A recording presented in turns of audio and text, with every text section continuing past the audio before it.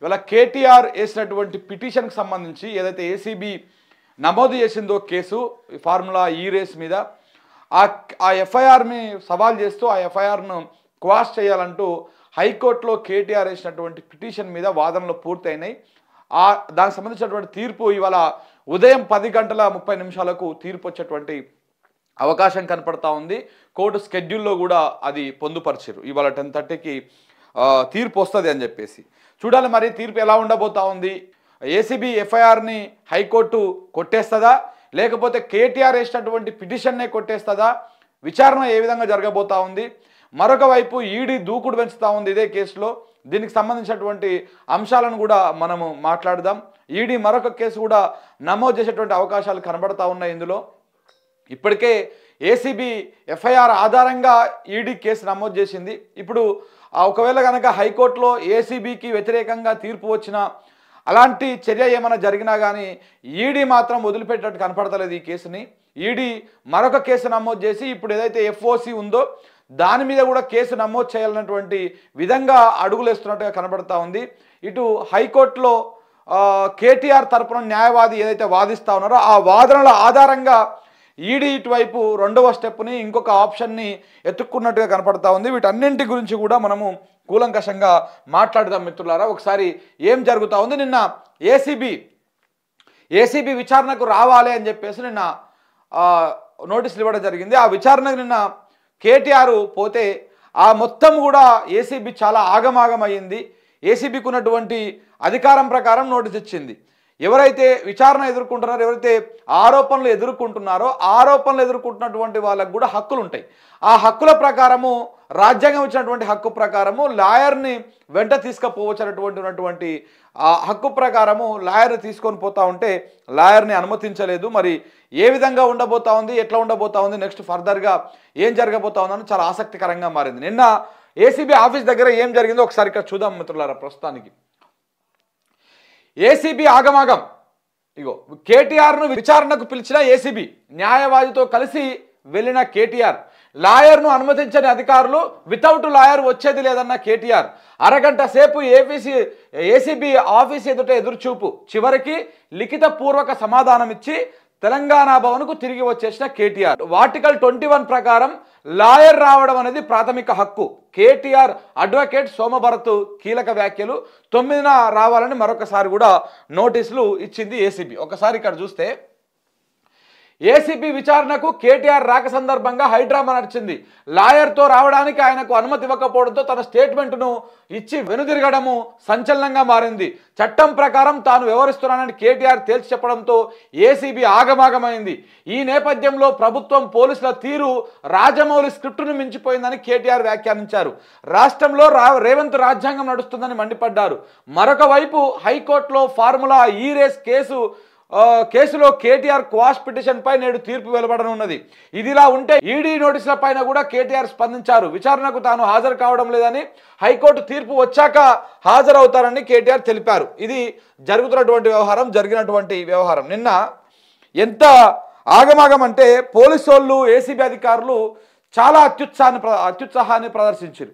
ఏ విధంగా అత్యుత్సాహాన్ని ప్రదర్శించారంటే, first sir మీరు కార్లో పోవడానికి కుదరదు, మీరు దిగి నుంచి నడుచుకుంటూ పోవాలి. ఇలాంటి ఓవర్ యాక్షన్ పెర్ఫార్మెన్స్లు చాలా చేశారు. లాయర్ని లోపలికి అనుమతి ఇవ్వలేదు. అంటే ఇది ఎట్లా అంటే కేవలము ఒక పర్సనల్ గ్రడ్జ్ తోటే ఈ కార్యక్రమం చేస్తున్నట్టుగా కనబడింది, అర్థమవుతా ఉన్నది. కేవలం పర్సనల్ గ్రడ్జే. అంటే కేటీఆర్ని దింపాలే, నడిపించుకుంటూ పోవాలి. ఏ నుంచి ఆ బయట నుంచే ఆఫీసులకి నడిపించుకో. బేసిక్గా ఏసీబీ ఆఫీస్కి మనకు తెలిసే ఉంటుంది. ఏసీబీ ఆఫీస్ చాలామందికి బంజారాహిల్స్లో ఉంటుంది.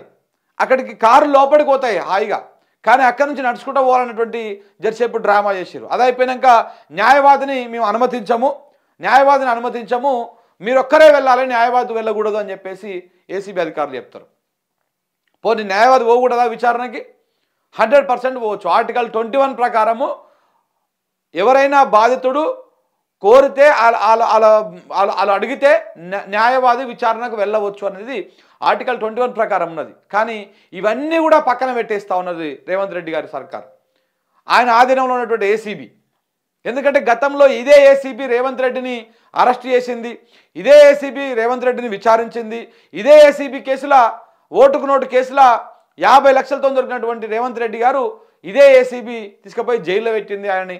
సో కాబట్టి ఇప్పుడు ఇవాళ అదే ఏసీబీతోని కేటీఆర్ మీద కేసులు పెట్టేయాలి, అదే ఏసీబీతోని కేసీఆర్ మీద కేసులు పెట్టేయాలి, అదే ఏసీబీని అడ్డం పెట్టుకొని వీళ్ళను జైల్లో పెట్టాలన్నటువంటి పన్నాగం కావచ్చు, ఈ ప్రయత్నం కావచ్చు క్లియర్గా ఉందని చెప్పేసి బీఆర్ఎస్ వాళ్ళు చెప్తా ఉన్నారు. ఎందుకంటే రెండు చూస్తూ ఉంటే కూడా అలాగనే అనిపిస్తూ ఉన్నది.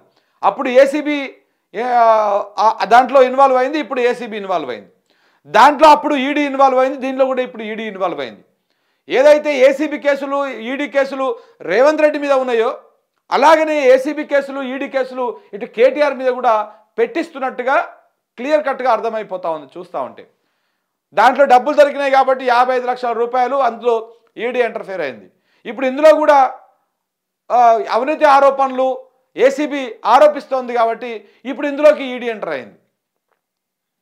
సో కాబట్టి ఇవి కేవలం నేను పూసుకున్న బురద. ఈ రేవంత్ రెడ్డి ఏమో ఆయనకంతటా ఆయనే పూసుకున్నాడు బురద.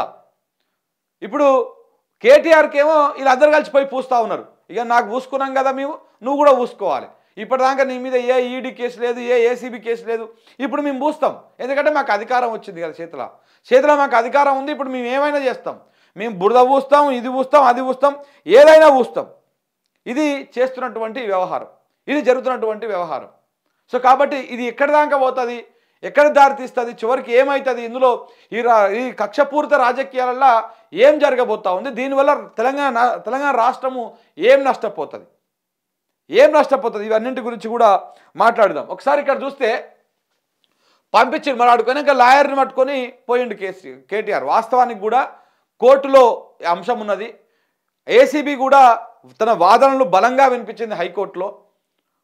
ఏది తన ఎఫ్ఐఆర్ కరెక్టే అని, మేము చేస్తున్న ఆరోపణలు కరెక్టే అని, కేటీఆర్ అందులో అవినీతికి పాల్పడ్డాడని చెప్పేసి ఏసీబీ బలంగా వాదనలు వినిపించింది. అంతకంటే బలంగా కేటీఆర్ తరఫు న్యాయవాదులు వాళ్ళు బలమైనటువంటి వాదనలు వినిపించారు. ఈ రెండు వాదనల మధ్య కోర్టు తీర్పును రిజర్వ్ పెట్టింది. అప్పటిదాకా మీరు కేటీఆర్ అరెస్ట్ చేయొద్దని చెప్పేసి ఆదేశాలు జారీ చేసింది. ఇంత జరుగుతున్న నేపథ్యంలో ఇప్పుడు హడాబడిగా ఏసీబీ నోటీస్ ఇచ్చి మీరు నా విచారణకు రావాలని చెప్పాల్సినటువంటి అవసరం లేదు. వాస్తవానికి కూడా వెయిట్ చేయాలి. విచారణ సంస్థ కూడా కొంత సహనంతో కోర్టులో ఉంది కదా, మరి ఏమవుతుంది కోర్టు ఒకవేళ కనుక పిటిషన్ కొట్టేస్తే మేము పెట్టే కేసే అర్థం లేకుండా పోతుంది. హైకోర్టు కనుక మేము పెట్టే పిటిషన్ కనుక మేము పెట్టినటువంటి ఎఫ్ఐఆర్ కనుక కొట్టేస్తే అర్థం లేకుండా పోతుంది. ఒకవేళ కేటీఆర్ వేసే క్వాష్ పిటిషన్నే కొట్టేస్తే మాకు ఇంకా ఫ్రీ హ్యాండ్ వస్తుంది, అప్పుడు మేము విచారణ చేయొచ్చు, ఈ రకంగా చేయొచ్చు అని చెప్పేసి ఇక్కడ ఏసీబీ కూడా కొంత ఆలోచన చేయాలి. కానీ రేవంత్ రెడ్డి గారి ఈగో సాటిస్ఫై చేయడం కోసం, రేవంత్ రెడ్డి గారిని మెప్పించడం కోసం ఏసీబీ అధికారులు కూడా అత్యుత్సాహాన్ని ప్రదర్శిస్తున్నట్టుగా క్లియర్గా అర్థమైపోతా ఉంది. ఇక్కడ క్లియర్గా అర్థమైపోతా ఉంది చూస్తుంటే. సో కాబట్టి ఇది అదే కథ. 7 తారీఖు నాడు ఆల్రెడీ ఈడీ నోటీస్ పంపింది. లేదా ఈడీ కంటే ముందు మా దగ్గరికే రావాలని చెప్పేసి 6 తారీఖు నాడు వీలు పంపారు. ఇప్పుడు నిన్న పోయి లాయర్ తీసుకొని పోతే లాయర్ లోపలికి అనుమతి ఇవ్వలేదు. అనుమతి ఇవ్వకపోయేసరికి ఇక ఆ నుంచి ఒక గంట ఆల్మోస్ట్ 40-45 మినిట్స్ అక్కడనే వెయిట్ చేసారు. అయినా అనుమతి ఇవ్వలేదు. అనుమతి ఇవ్వకపోయేసరికి అక్కడ నుంచి తిరిగి వెనక్కి వచ్చేసారు. వెనక్కి వచ్చి తెలంగాణ భవన్కి వచ్చి అక్కడ కాసేపు ఉండి అక్కడ నుంచి వెళ్ళిపోయారు. మళ్ళీ ఏసీబీ అధికారులు ఏం చేశారు, మళ్ళీ పోయి కేటీఆర్ ఇంటికి పోయి అక్కడికి పోయి మీరు మళ్ళీ 9 తారీఖు నాడు రావాలి అని చెప్పేసి మళ్ళీ నోటీస్ ఇచ్చారు. అంటే ఒక రాజకీయంగా డిస్టర్బెన్స్ చేయడం, అంతే. రాజకీయంగా డిస్టర్బెన్స్ చేయడం. ఆయన ఏమంటున్నాడు, పొద్దుగా లేస్తే ఈ హైడ్రా గురించి మాట్లాడుతూ ఉన్నాడు, రైతు భరోసా గురించి మాట్లాడుతూ ఉన్నాడు, రైతులకు ఆందోళనకు పిలుపునిస్తూ ఉన్నాడు, ప్రభుత్వాన్ని ఎక్కడికక్కడ కట్టడి చేసేటువంటి ప్రయత్నం చేస్తూ ఉన్నారు, వాళ్ళు చేస్తున్నటువంటి తప్పుల నుంచి ప్రజల పక్షాన కొట్లాడుతూ ఉన్నారు. ఇది చేస్తూ ఉంటే రేవంత్ రెడ్డికి నిద్ర పడతలేదు. మరి ఏం చేయాలి? ఇగో ఇట్లా కేసులు పెట్టి 9 తారీఖు నాడు రా, అది అయిపోయినాక మళ్ళీ 10 తారీఖు నాడు రా, ఆ లోపల ఈడీ పిలుస్తుంది, ఇట్లా అందరూ పిలిచే కార్యక్రమాన్ని పెడితే ఏమవుతుంది, డిస్టర్బెన్స్ అవుతాడు బాగా. ఇంకా ప్రజా సమస్యల మీద మాట్లాడడానికి ఏముండదు అంశం. ఇవాళ చూడండి, నిన్న మొత్తం మీడియా అంతా ఏం నడిపించింది, నిన్న పొద్దుగాల నుంచి సాయంత్రం దాకా ఏం నడిపించింది, కేటీఆర్ ఏసీబీ ఆఫీసు ఈ రెండు చుట్టుముట్టే తిరిగింది. కానీ 15,000 ఇస్తా అని చెప్పినటువంటి రైతు భరోసా 12,000కే కుదించిండు.